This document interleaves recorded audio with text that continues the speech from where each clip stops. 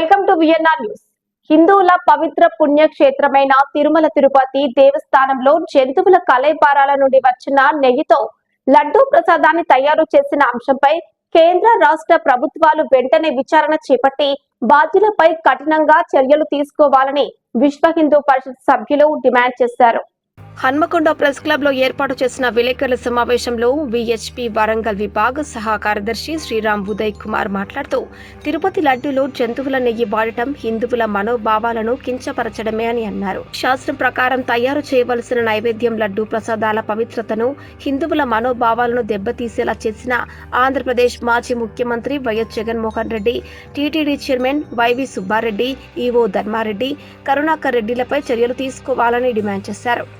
సనాతన ధర్మాన్ని అపవిత్రం చేయాలని చూస్తున్న కొన్ని ప్రభుత్వాల విధానాలను అంతం చేయడం కోసం దేవాలయ నిర్వహణ కమిటీలో హిందుత్వ సంఘాలు ముందుకు రావాలని విహెచ్పి విజ్ఞప్తి చేస్తోంది.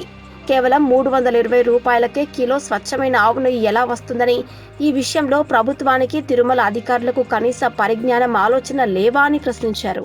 జంతువుల కళేబరాలతో వెంకటేశ్వర స్వామికి నైవేద్యం పెట్టేటువంటి లడ్డూ ప్రసాదాన్ని అపవిత్రం చేసిన కారణంగా విశ్వ హిందూ పరిషత్ అఖిల భారత కమిటీ రేపు భారత ప్రధానమంత్రి శ్రీ నరేంద్ర మోడీ గారిని, హోంశాఖ మంత్రి అమిత్ షా గారిని కలిసి తిరుమల తిరుపతి దేవాలయంలో జరిగే అవినీతి అక్రమాలు అపవిత్రంపై తక్షణమే విచారణ జరిపి ఆంధ్రప్రదేశ్ మాజీ ముఖ్యమంత్రి YS Jaganmohan Reddy, EO Dharmareddy, YV సుబ్బారెడ్డిపై కఠినమైనటువంటి చర్యలు తీసుకోవాల్సిందిగా విశ్వ హిందూ పరిషత్ డిమాండ్ చేస్తుంది.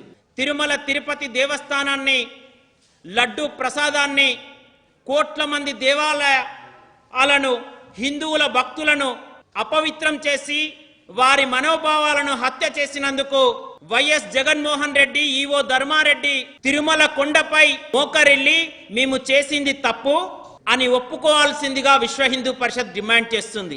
మీరు ఈ విషయంలో కనుక మీ నిజాలను, మీరు చేసిన తప్పులను ఒప్పుకోకపోతే ఆంధ్రప్రదేశ్ రాష్ట్రంలో హిందువులను జాగరణ చేసి మీ వైఎస్ఆర్ పార్టీని బొంద పెడతామని విశ్వ హిందూ పరిషత్ తెలియజేస్తుంది. ఒకనాడు మీ నాన్న ఆంధ్రప్రదేశ్ రాష్ట్ర మాజీ ముఖ్యమంత్రి వైఎస్ రాజశేఖర్ రెడ్డి 7 కొండలను 2 కొండలు చేసి ఒకవైపు ఇస్లామిక్ యూనివర్సిటీ, రెండో వైపు వాటికన్ సిటీ లాగా చర్చిలను ఏర్పాటు చేస్తా అంటే విశ్వ హిందూ పరిషత్ ఆధ్వర్యంలో తిరుమల తిరుపతి సంరక్షణ సమితి పేరుతో తిరుమల తిరుపతిని దర్శించుకోవడం జరిగింది.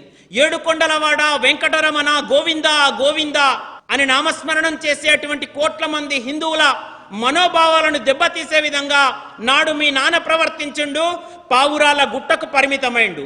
నేడు నీ తప్పును ఒప్పుకోకపోతే యావత్ హిందూ సమాజం చేతిలో నువ్వు శిక్ష అనుభవించక వస్తుందని, రాబోయే ప్రభుత్వాలు ఏవైనా తిరుమల ముందు అందరూ భక్తులే, హిందువుల మనోభావాలను గౌరవించాల్సిందే.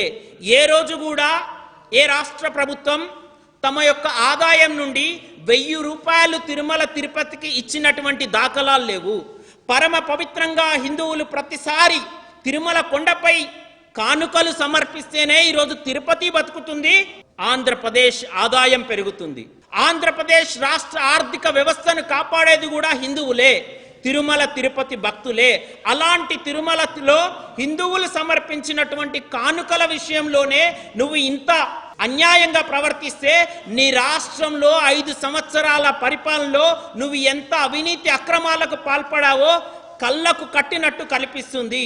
ఇకనైనా నీ అవినీతిని ఒప్పుకో.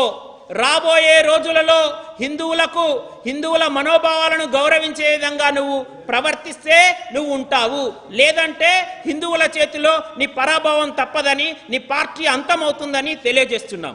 దశాబ్ద కాలంగా ఎంతోమంది మహారాజులు, ఎంతోమంది రాజులు వీటికి కైంకర్యాలు ఆగమన శాస్త్రం ప్రకారం జరిగేవి. ఈ దురదృష్టం ఏంటంటే హిందువులు 151 సీట్లు ఇచ్చి జగన్మోహన్ రెడ్డిని పరిపాలించమని అంటే ఎన్నో కుంభకోణాలు చేశాడు. ల్యాండ్ మాఫియా, ఇసుక మాఫియా, అన్ని మాఫియా చేశారు. సరే అని అంటే చివరకు అత్యంత పవిత్రమైన హిందువులకు పవిత్రమైన దేవాలయాన్ని కూడా భ్రష్టు పట్టించాడు. ఇప్పటికైనా హిందువులందరికీ ఒకటే వినవం. మా విశ్వ హిందూ పరిషత్ ఈ పత్రికా మీడియా విలేకరుల ద్వారా మీకు తెలియజేస్తున్నది ఏంటంటే, మనం ఎన్నుకునే వ్యక్తి, మనము ఇచ్చే సీటు, ఒక తాగి బండి డ్రైవ్ చేస్తేనే ఆ బస్సులో ప్రయాణిస్తున్న ప్రయాణికులకు ఇబ్బంది. అలాంటిది ఒక ముఖ్యమంత్రి సీటు.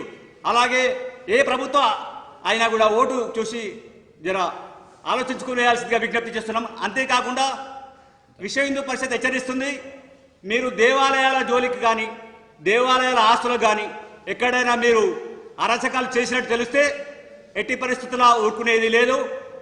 మేము న్యాయపరంగానే చర్యలు తీసుకుంటాం. ఎండోమెంట్ శాఖ వారిని కూడా మేము విజ్ఞప్తి చేస్తున్నాం.